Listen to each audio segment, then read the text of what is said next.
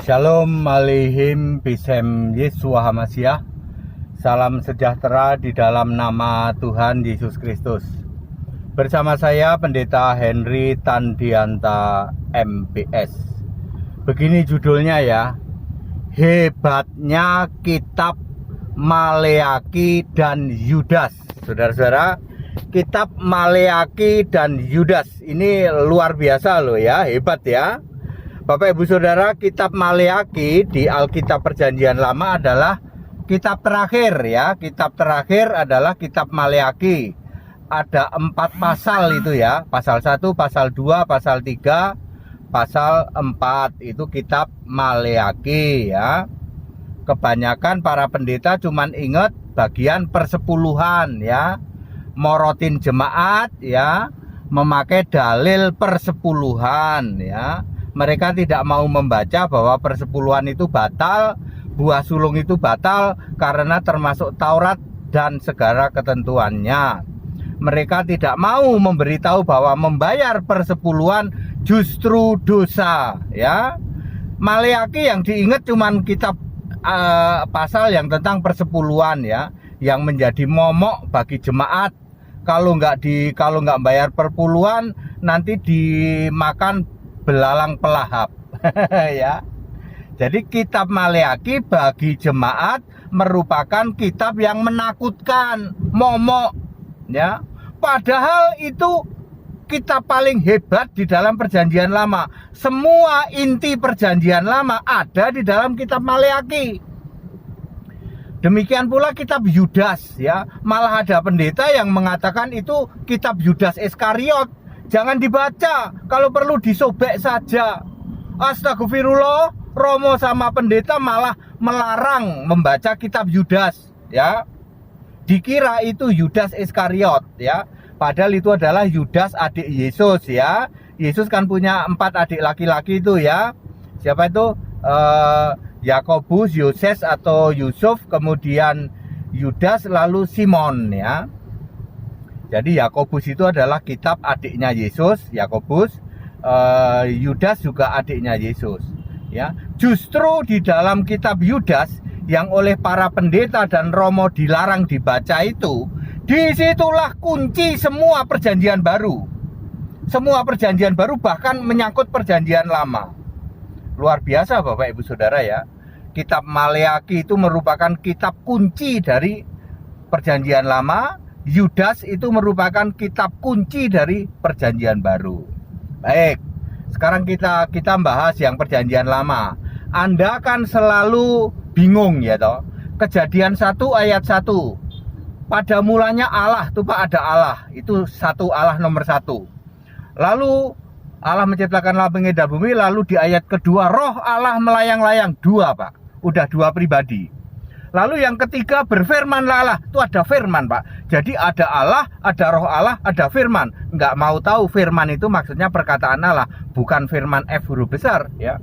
Mereka nggak peduli seperti itu. Yang penting Allah itu 3 pribadi Pak.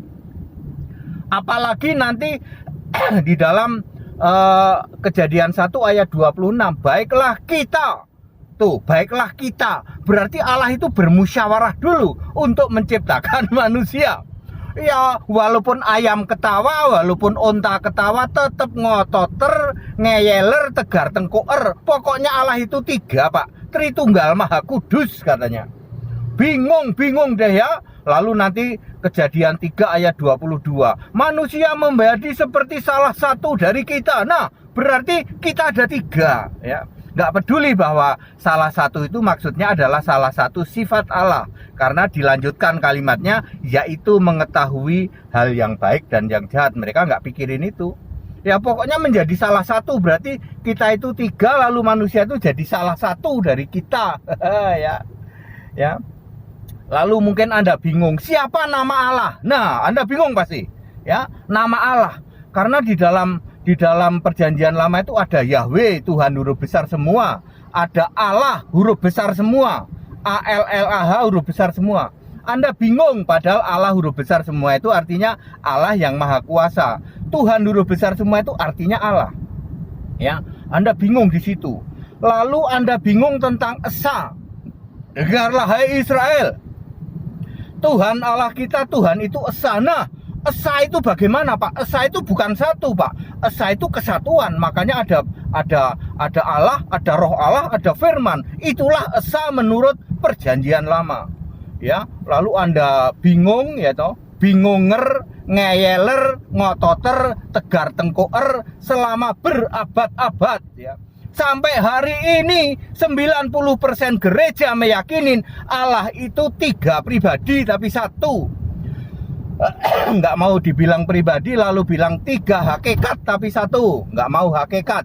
3 manifestasi tapi satu ya.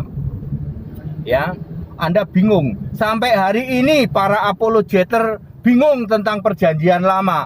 Siapa Allah di Perjanjian Lama? Apakah Allah itu kesatuan ya? Bingung. Lalu muncullah kitab Maleaki sebagai kitab penutup di dalam Perjanjian Lama. Kalau kekristenan kitab terakhir itu Maleaki. Tapi kalau orang Yahudi kitab terakhir katanya Yakaria, ya wis lah ya, Yakaria toh sebelum terakhir kalau di kitab ini ya. Baik, jadi muncullah kitab Maleaki. Semua kebingungan Anda itu terjawab di Maleaki. Maleaki 2 ayat 15, Allah yang esa itu esa. Jadi esa, tapi esa itu satu atau apa atau kesatuan? Jawabannya Maleaki 2 ayat 10. Satu Allah. Langsung tepuk jidat, langsung nyungsep. Berarti selama ini kata kita itu apa, Pak? Kita itu K-nya huruf besar, kata ganti Allah. Kita itu artinya satu. Klop dengan Yohanes 17 ayat 22. Jadi kita itu bukan plural. Lah bab itu berfirmanlah Allah, Allah melayang-layang dan Allah menciptakan itu kan 3, Pak. Allah itu roh, bukan pribadi. Ya. Maka semua pertentangan kalian ya, 90% gereja di luar sana, pertentangan Anda tentang Perjanjian Lama langsung terjawab apabila Anda membaca kitab Maleaki. Maleaki 2 ayat 10 satu Allah, dan Maleaki 2 ayat 15 esa. Wes sudah terjawab. Jadi semua pengajaranmu yang mengatakan Allah itu Tritunggal ya, jamak tapi satu ya, langsung salah. Karena Maleaki 2 ayat 10 nulisnya satu Allah, bukan 3 tapi satu Allah, bukan Tritunggal tapi esa, bukan. Maleaki 2 ayat 15 disebut Allah esa, bukan Allah Tritunggal tapi esa, bukan ya. Jadi pengajaran gereja selama ribuan tahun akhirnya menjadi nyungsep atau menjadi runtuh rontok ya dengan Anda membaca kitab Maleaki. Itu sebabnya kitab Maleaki jarang dibaca oleh pendeta, bahkan pendeta melarang nggak usah baca kitab Maleaki, bacalah tentang persepuluhan yang ada di kitab Maleaki. Ya nanti kalau kamu tidak membayar persepuluhan, kamu dimakan belalang pelahap, lalu para jemaat ketakutan, waduh dimakan belalang pelahap, ini pendeta nakut-nakutin ini ya. Lalu bercerita belalangnya itu giginya kayak kuda, pakai gigi besi ya, ketakutan jemaat. Lalu jemaat mau diporotin dengan persepuluhan. Itu Perjanjian Lama ya. Jadi sekarang clear ya. Semua kebingungan Anda di Perjanjian Lama, Allah itu esa itu satu apa kesatuan, kemudian Allah itu siapa Allah dan lain sebagainya, itu Anda langsung terjawab dengan Maleaki 2 ayat 10 ternyata satu Allah. Maleaki 2 ayat 15 Allah yang esa. Clear sampai sini? Jadi tidak ada lagi perdebatan ya toh. Di Perjanjian Lama Allah juga sudah Tritunggal. Nah itu salah ya. Lalu sekarang di Perjanjian Baru. Nah ini dia. Perjanjian Baru Anda pasti bingung. Allah itu siapa ya? Bapa apa siapa Allah itu? Ya kalau kami sudah clear, kalau bagi kami sudah very clear menjelaskan itu. Allah itu apakah masih Tritunggal di Perjanjian Baru? Itu ada Bapa, Anak, Roh Kudus ya toh. Apakah itu ya? Semua kebingungan Anda ya, Bapa itu siapa? Kenapa Yesus sujud pada Bapa? Kalau kami bisa menjelaskan Bapa itu kiasan Yesus. Anda yang ngeyeler, ngototer, tegar tengkoer ya. Sebenarnya semua kebingungan Anda ketika membaca Perjanjian Baru akan sirna, akan langsung very clear kalau Anda membaca kitab Yudas. Yudas itu hanya satu ayat, satu pasal maksudnya. satu pasal 25 ayat ya. Ya, Yudas itu hanya satu pasal, ayatnya ada 25. Kalau perjanjian lama Maleaki itu cuman 4 pasal ya. Yudas itu satu pasal. Ayat ke-25 Anda baca. Allah yang esa. Oh, Allah esa. Bukan Allah Tritunggal tapi esa, bukan, Allah yang esa. Juru selamat kita. Oh, juru selamat. Oleh siapa? Oleh Yesus Kristus Tuhan kita.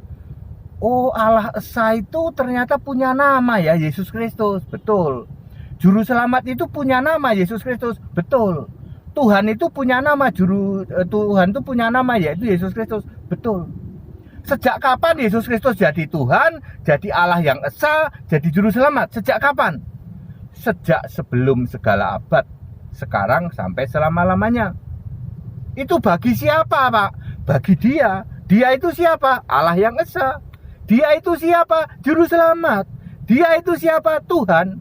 Jadi Yesus Kristus itu Allah yang esa iya, juru selamat iya, Tuhan iya. Dari kapan? Dari sebelum segala abad. Loh, berarti di perjanjian lama Yesus sudah jadi juru selamat dong. Di perjanjian lama ada juru selamat dong. Betul. Anda yang masih bingung bahwa juru selamat cuma ada di perjanjian baru, salah. Sejak perjanjian lama pun juru selamat sudah ada. Bacalah Yesaya 63 ayat 8. Aku menjadi juru selamat dengan cara menebusnya pakai apa? Pakai kasih dan belas kasihan. Bukan pakai mati di salib, bukan. Lalu disebutlah penebus, ya. Di perjanjian baru malah tidak ada penebus. Yang P-nya huruf besar, yang ada juru selamat. Jadi di perjanjian lama juru selamat itu nama sebutannya penebus. Kalau di perjanjian baru juru selamat itu namanya Yesus. Clear toh? Ya. Jadi segala kebingungan Anda, kebingungan Anda tentang tentang perjanjian lama dan perjanjian baru akan terjawab dari jika Anda membaca kitab Maleaki 2 ayat 10 dan 15. Di perjanjian baru Anda baca kitab Yudas, ya kitab Yudas, Yudas 1 ayat 25. Padat, singkat, dan clear. Jangan ngeyel lagi ya, jangan ngeyeler, jangan ngototer, jangan tegar tengkoer ya. Nggak usah membangun narasi Allah itu 3, Yesus sujud pada Bapa. Sudahlah, bacalah Yudas 1 ayat 25. Kalau Anda membangun Allah itu Tritunggal tapi esa, pertanyaannya, Tritunggal tapi esa namanya siapa? Nggak bisa jawab. Tapi kalau Allah itu esa, langsung tahu Allah esa namanya siapa? Yesus Kristus. Ya, kalau Allah Tritunggal, aku mau nanya, namanya siapa Allah Tritunggalmu? Tritunggal tapi esa, Pak. Iya, namanya siapa? Tritunggal tapi esa kamu itu namanya siapa? Namanya pilih ngabur, Pak. Ngabur. Para pendeta Romo kalau ditanya, kamu kan mengimani Allah Tritunggal tapi esa. Aku mau nanya, Allah Tritunggal tapi esa namanya siapa? Ngabur. Tapi kalau Allah esa namanya siapa? Yesus Kristus, bukan Tritunggal tapi esa. Clear ya? Demi kemurahan Allah, ayo kembali ke Alkitab ya, supaya selamat. Segala hormat kemuliaan untuk Yesus Kristus, satu-satunya Allah yang benar. Tetap bersama saya Pendeta Henry Tandianta MBS. Ikut sekolah Alkitab supaya pinter ya. Kemudian ikut baptisan supaya namamu tertulis di dalam kitab kehidupan. Haleluya. Amin.